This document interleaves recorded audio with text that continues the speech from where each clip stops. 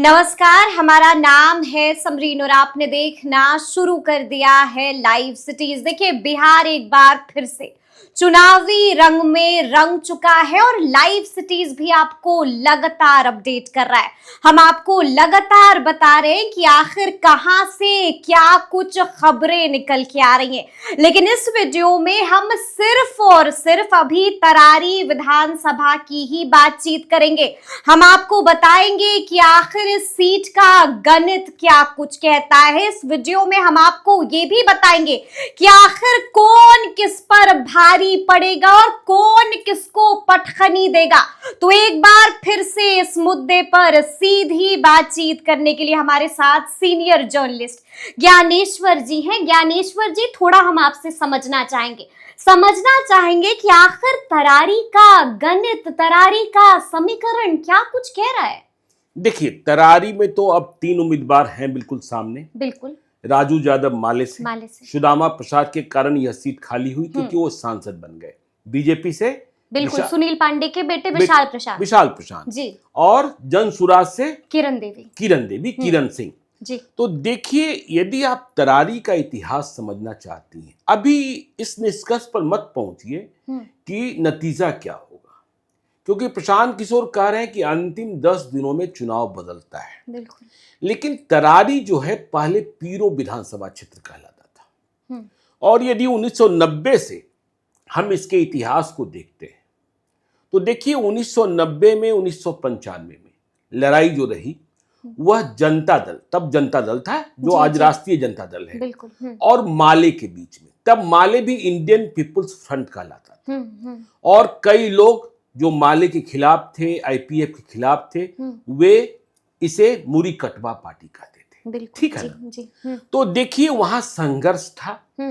लेकिन 2000 में सुनील पांडे ने, जो विशाल प्रशांत के पिता हैं, उनका रिकॉर्ड क्या है, वे कितने बड़े बाहुबली हैं, और विशाल प्रशांत के साथ यह बैगेज है और यह एसेट भी है कि वह सुनील पांडे के बेटे हैं जी। तो 2000 के बाद तरारी में देखिए, जीतना हारना अलग, लेकिन तरारी का सरकार सुनील पांडे को ही कहा जाता रहा। तरारी का सरकार सुनील पांडे को ही कहा जाता जी रहा। जी। देखिए, 2000 में जब पहली बार सुनील पांडे चुनाव लड़ रहे थे तो मुझे याद है कि नामांकन सभा सुनील पांडे स्वयं मौजूद नहीं थे, लेकिन इतनी भीड़ की पूछिए मत। ठीक है। और फिर आप इस बात को भी समझिए कि सुनील पांडे के बेटे विशाल प्रशांत आज भाजपा के उम्मीदवार हैं, एनडीए गठबंधन के उम्मीदवार हैं, लेकिन सुनील पांडे मूल रूप से नीतीश कुमार के आदमी रहे। नीतीश कुमार के आदमी रहे। और नीतीश कुमार ने तब, जब वह कहा करते थे बाघ के सामने बकरी नहीं लड़ाएंगे। देखिए, 2015 में क्या हुआ, सुनील पांडे की जरें कमजोर नहीं होती, आज भी कमजोर नहीं है। यदि जरें कमजोर होती तो 2020 में निर्दलीय उम्मीदवार की हैसियत से 62,930 मत नहीं आते। लेकिन हार गए थे। लेकिन 62,000 मत लाना आसान नहीं। सुदामा प्रसाद माले के उम्मीदवार चुनाव जीते थे 73,945 मत लाकर। 2015 में क्या हुआ कि नीतीश कुमार महागठबंधन के हिस्सा हो गए, तो यह सीट कांग्रेस को चली गई। बिल्कुल। और अखिलेश प्रसाद सिंह वहां चुनाव लड़ गए, चुनाव लड़ने को चले गए। तो न अखिलेश प्रसाद सिंह जीते और न सुनील पांडे की पत्नी गीता पांडे एलजेपी की उम्मीदवार बनी। बिल्कुल। वह चुनाव जीती और वहां सुदामा प्रसाद माले की एंट्री हो गई। 2000 से 2010 तक देखिए कितने चुनाव हुए, 4 चुनाव हुए। 2000 में 2 चुनाव हुए, फिर 2005, 2010, इन 4 चुनावों में सुनील पांडे का पांव कोई उखाड़ नहीं पाया। अच्छा जी, ठीक है ना? जी। हमने क्यों कहा कि देखिए, राजद को या माले को खदेरा तो यहां से सुनील पांडे ने 1990 में देखिए, यहां Chandradeep Singh Indian People's Front के उम्मीदवार चुनाव जीते थे। उन्हें 23,964 मत आया था, और रघुपति गोप जनता दल लालू यादव की पार्टी, जिसे अब राष्ट्रीय जनता दल कहते हैं, वे चुनाव हारे थे 20,150 मत लाकर। और देखिए बीजेपी यहां कभी जीती नहीं। बिल्कुल जी। तो बीजेपी तब यहां चुनाव लड़ाया करती थी, तब यह पीरो विधानसभा क्षेत्र हुआ करता था। धरीक्षण तिवारी, तो उन्हें 16,865 मत। तो 1990 में चंद्रदीप सिंह माले वाले जीते। 1995 में जनता दल ने, राष्ट्रीय जनता दल ने ही यहां से माले को खदेड़ा। ठीक है। आज माले और राष्ट्रीय जनता दल साथ में महागठबंधन है जी। तो 1995 में कांति सिंह चुनाव लड़ी जी। लालू यादव की बेहद करीबी, बाद में केंद्रीय मंत्री बनी। बिल्कुल तो कांति सिंह चुनाव जीत गई 36,076 मत लाकर। और चंद्रदीप सिंह जो 1990 में जीते थे वह चुनाव हार गए इंडियन पीपुल्स फ्रंट के उम्मीदवार 23,372 मत लाकर। देखिए 1995 में अकेला ऐसा चुनाव था जिसमें लालू यादव की पार्टी को स्पष्ट बहुमत मिला था। 1995 को छोड़ दीजिए तो लालू यादव राबड़ी देवी की सरकार हमेशा लाठियों के सहारे चलती रही। लाठियों के सहारे चलती रही। तो 1995 में धरीक्षण तिवारी फिर से तीसरे नंबर पर रहे, बीजेपी वाले 16,605 मत लाकर। तो भाजपा का करीब करीब 16,000 मत तो 1990-95 में ही दिखा पीरों में। और आपको जानकर आश्चर्य होगा 1995 में यहां 43 उम्मीदवार चुनाव लड़ रहे थे। 43 उम्मीदवार चुनाव लड़ रहे थे। अब देखिए 2000 में जब लालू यादव के खिलाफ नीतीश कुमार ने संघर्ष का मोर्चा थाम लिया था। आवाज बुलंद, बाघ के सामने बकरी को नहीं लड़ाना। जी। समता पार्टी थी तो सुनील पांडे उम्मीदवार बने और सुनील पांडे ने माले और राजद जी दोनों को खदेड़ दिया।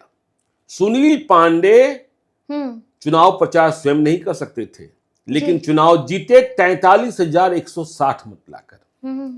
और आरजेडी के उम्मीदवार चूंकि कांति सिंह सांसद, बिल्कुल, तो काशीनाथ सिंह बने थे आरजेडी के उम्मीदवार, 39,500 मत लाकर चुनाव हार गए। चंद्रदीप सिंह जो 1990 में एमएलए थे वह तीसरे पायदान पर चले गए 22,951 मत लाकर। अब देखिए 2005 में 2 चुनाव हुए। पहली बार फरवरी में सरकार नहीं बनी, राष्ट्रपति शासन लग गया। तो सुनील पांडे फिर से जीते फरवरी में भी। अच्छा, तो जेडीयू बन गया था। सुनील पांडे को 54,767 मत आया। ठीक है ना जी। और केशव प्रसाद, कांति सिंह वाले केशव प्रसाद जी आरजेडी के उम्मीदवार बने। आरजेडी यहाँ उम्मीदवार बदलती रही और सुनील पांडे से हारती रही। हाँ जी। तो और यहाँ Sunil Pandey back to back जीतते रहे। देखिए तो 2015 में उनकी पत्नी चुनाव हारी, सुनील पांडे कहाँ चुनाव, सुनील पांडे तो सिर्फ 2020 में हारे जी। ठीक है ना। तो फरवरी 2005 में सुनील पांडे 54,767 मत लाकर चुनाव जीत गए। और केशव प्रसाद, आरजेडी कांति सिंह वाले केशव प्रसाद को मात्र 19,088 मत आया। सोचिए कितनी बड़ी जीत थी सुनील पांडे की। काशीनाथ सिंह देखिए जो 2000 में आरजेडी के उम्मीदवार थे वे एलजेपी के उम्मीदवार बन गए और उनको 15,946 मत आया। ठीक है। और चंद्रदीप सिंह माले वाले चौथे पायदान पर चले गए। अच्छा। 16,627 मत आए। लेकिन सरकार नहीं बनी। अक्टूबर में फिर से चुनाव हो गया। सुनील पांडे फिर से चुनाव जीते 46,338। आरजेडी की पैर जमाने की कोशिश फिर कामयाब नहीं हुई। त्रिवेणी सिंह चुनाव लड़े, उम्मीदवार फिर बदला हाँ आरजेडी का 36,963 मत लाकर। दिनेश्वर राम इस बार माले के उम्मीदवार बने और उन्हें मात्र आया 13,626 मत। अब देखिए 2010 के चुनाव में यह तरारी विधानसभा क्षेत्र बन गया। बिल्कुल जी। तो सुनील पांडे फिर से 48,413 मत लाकर और देखिए फिर आरजेडी का उम्मीदवार बदला। आरजेडी ने यहाँ बहुत एक्सपेरिमेंट किया है, लेकिन कभी सुनील पांडे ने पैर जमाने नहीं दिया। बिल्कुल। तो इस बार 2010 में आरजेडी के उम्मीदवार थे अदीब रिजवी। अच्छा, ठीक है ना जी। तो 34,093 मत लाए और चुनाव हार गए करीब 14,000 मतों से। और माले के कामता प्रसाद सिंह 30,111 मत लाकर तीसरे नंबर पर रहे। लेकिन 2015 में जी जो महागठबंधन नीतीश कुमार, कांग्रेस और आरजेडी, बिल्कुल इतना बड़ा महागठबंधन बन गया तो यह सीट कांग्रेस ने छीन ली जेडीयू से। ठीक है ना। नीतीश कुमार ने त्याग दिया। अब क्या करते सुनील पांडे, तो वे चले गए एलजेपी के साथ। अच्छा, ठीक है ना जी, खुद चुनाव नहीं लड़े, ठीक है, पत्नी को चुनाव पत्नी लड़ाया। को लड़वाया जी। और महागठबंधन से अखिलेश प्रसाद सिंह, मतलब जेडीयू, राजद और राजद, कांग्रेस। बिल्कुल जी, तो न गीता पांडे जीती, सुनील पांडे की पत्नी, और न अखिलेश सिंह। जी, सुदामा प्रसाद माले जीता, माले जीता। देखिए इसने भी उम्मीदवार बदला, और सुदामा प्रसाद शांत और सौम्य। और देखिए सुदामा प्रसाद जाति से वैश्य, ठीक है ना। तो जो बातें माले के बारे में पहले कही जाती थी उसमें परिवर्तन आया। वैसे आपने देखा कि आज ही प्रशांत किशोर ने बड़ा आरोप लगा दिया है, बड़ा आरोप कि सुदामा प्रसाद के बंगले की तस्वीर हम जारी करेंगे, चित्र जल्द जारी करेंगे। ठीक है ना। मुझे भी आश्चर्य हो रहा है और मैं उस तस्वीर का इंतजार कर रहा हूँ, क्योंकि माले के नेताओं के बारे में, क्योंकि हम तो यह जान रहे थे कि 20 रुपए की रसीद से वह चुनाव जीते हैं और आरके सिंह को चुनाव हरा दिए। बिल्कुल बिल्कुल। तो देखिए गीता पांडे मतलब नरेंद्र पांडे का पैर उखड़ा 2015 के चुनाव में, और सुदामा प्रसाद की एंट्री हो गई। तो 44,050 मत सुदामा प्रसाद को आया, जीते। गीता पांडे एलजेपी उम्मीदवार दूसरे नंबर पर 43,778 मत। अखिलेश सिंह कांग्रेस 40,957 मत। 2020 में जी देखिए सुनील पांडे किसी पार्टी का टिकट नहीं ले पाए, लेकिन जी वोट कितना आया, हार जरूर गए। सुदामा प्रसाद फिर से जीते, क्योंकि महागठबंधन के उम्मीदवार थे, नीतीश कुमार नहीं थे। बिल्कुल बिल्कुल। हाँ? जी जी। तो माले के उम्मीदवार के तौर पर 73,945 मत। सुनील पांडे इंडिपेंडेंट 62,930 मत। और बीजेपी ने यहां जी देखिए, बीजेपी ने नीतीश कुमार सुनील पांडे को टिकट नहीं दिला पाए, तो बीजेपी ने यहां उम्मीदवार खड़ा कर दिया। लेकिन उनकी तो भद्दी फिट गई, कौशल विद्यार्थी उम्मीदवार बने, 13,823 मत आए, सिर्फ 13,823। तो इसलिए हम कह रहे हैं कि तरारी में सरकार तो सुनील पांडे ही माने जाते हैं जी, या फिर माले है, बिल्कुल, या फिर माले है, बिल्कुल, ठीक है ना। 2 बार से झंडा दो बार लहरा रहा है। अब देखिए जो किरण सिंह आई हैं, प्रशांत किशोर के प्रयोग को दिख रहा है, क्योंकि इन्हें चुनाव चिन्ह का आवंटन होगा 28 तारीख को, बिल्कुल, तब इनका प्रचार जोर पकड़ेगा, शुरू होगा, बिल्कुल। और वहां देखना होगा। तो आप तरारी में यह देखिएगा कि कहीं यह कहने वाला नहीं मिलेगा कि हाँ हम सुनील पांडे को नहीं जानते, बिल्कुल। और जब सुनील पांडे को नहीं जानते हैं तो उनके बेटे विशाल प्रशांत को नहीं जानते, हाँ नहीं जानते हैं, जी जी। और सुनील पांडे से बिल्कुल इतर विशाल प्रशांत। अच्छा, हाँ, यानी कि बाप बेटे दोनों अलग हैं। भाई पिता जो है वह तो अपने बाहुबल के लिए जाने जाते हैं, माले को खदेड़ने के लिए जाने जाते हैं, बिल्कुल। देखिए आपको याद रखना होगा, भोजपुर की धरती, सहार, वहीं से नक्सली आंदोलन, ठीक है ना, बिल्कुल जी। नरसंहारों का दौर, रणबीर सेना, सब कुछ को याद रखना होगा, बिल्कुल जी। तो और इस लड़ाई में सुनील पांडे देखिए किसानों के, और किसान का मतलब सिर्फ भूमियार और राजपूत नहीं है, ब्राह्मण नहीं है, बिल्कुल, यादव भी किसान है, हुए हैं, बिल्कुल है, हाँ जी। तो देखिए ऐसा नहीं है कि सुनील पांडे को यादवों का मत नहीं मिला, ठीक है ना, यादवों का मत भी मिलता रहा है, लेकिन हाँ प्रतिशत कितना, तो यह देखने और समझने की बात होगी कि प्रशांत किशोर का जो प्रयोग है कि उन्होंने राजपूत उतारा, बिल्कुल जी।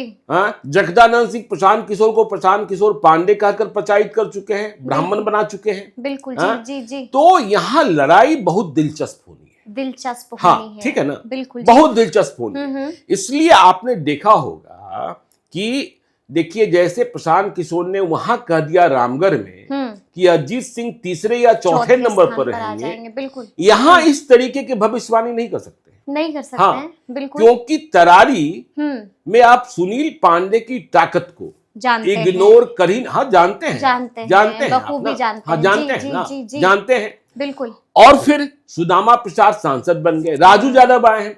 सुदामा प्रसाद और राजू यादव के हाव भाव स्वभाव में बड़ा अंतर है, जी। अब इस बात को भी समझिएगा कि इस बार जब 2020 में सुनील पांडे निर्दलीय चुनाव लड़ रहे थे तो उनके पास कोई चुनाव चिन्ह नहीं था, बिल्कुल, कोई चुनाव चिन्ह नहीं, कोई चुनाव चिन्ह नहीं था। इस बार एनडीए का है, कमल है, हाँ, कमल है, इस बार राधाचरण सेठ भी साथ में है, बिल्कुल, इस बार भगवान सिंह कुशवाहा भी साथ में है, चिराग पासवान भी साथ में है, जी जी जी। तो तरारी की लड़ाई दिलचस्प होगी, दिलचस्प, ठीक है ना, बिल्कुल, लड़ाई दिलचस्प होगी। अब इसमें जन सुराज की भूमिका क्या होती है, तड़का लगेगा कि नहीं हाँ, लगेगा? वैसे तो आमने सामने की लड़ाई है बिल्कुल। और बहुत नुकीली लड़ाई है, बहुत नुकीली लड़ाई है। तीनों एक पर एक है। हाँ, नहीं, पहले दो को मानिए, जी। 28 तारीख के बाद आप तीसरे को शामिल कीजिएगा, ठीक है ना, 28 जी, तारीख के जी, बाद जी। पहले दो को, क्योंकि देखिए सुनील पांडे ने यहां से राजद और माले को खदेड़ा, लेकिन 2015 में माले की फिर से एंट्री हो गई। तो माले का भी जो कॉम्बिनेशन है राजद के साथ वो बहुत ही स्ट्रॉन्ग कॉम्बिनेशन, ठीक है ना, स्ट्रॉन्ग कॉम्बिनेशन। इसीलिए तो देखिए 2015 के बारे में आप कह सकते हैं कि दो भूमियाल लड़े, सुनील पांडे की पत्नी और अखिलेश सिंह, इसमें सुषमा प्रसाद ने बाजी मार ली, ठीक है। लेकिन 2020 में भी तो बाजी मार ली, लेकिन इसका एक कारण यह भी रहा कि बीजेपी, देखिए यदि मतों का अंतर आप जोड़िएगा, यदि सुनील पांडे और कौशल विद्यार्थी दोनों को मिले मत जोड़ दीजिए तो सुषमा प्रसाद चुनाव हार जाते थे, ठीक है ना, 2020 में। तो यहाँ की लड़ाई दिलचस्प होने वाली है और आप तो जा ही रही है ग्राउंड जीरो पर, वहां से आप समझ कर आइए कि वहां के लोग क्या कहते हैं, मिजाज क्या है, कि वहां कुछ नया होने वाला है या फिर, तो इस तरीके से समझने की जरूरत है तरारी। इस तरह से समझने की जरूरत है तरारी को। अब तरारी का रण कौन जीतेगा ये तो आने वाला वक्त ही बताएगा, लेकिन ये पूरी बातचीत आपको कैसी लगी है कमेंट करके हमें जरूर बताइएगा। तो ऐसे तमाम अपडेट्स के लिए ऐसे ही हमारे साथ बने रहिएगा और देखते रहिएगा लाइव सिटीज। बहुत शुक्रिया।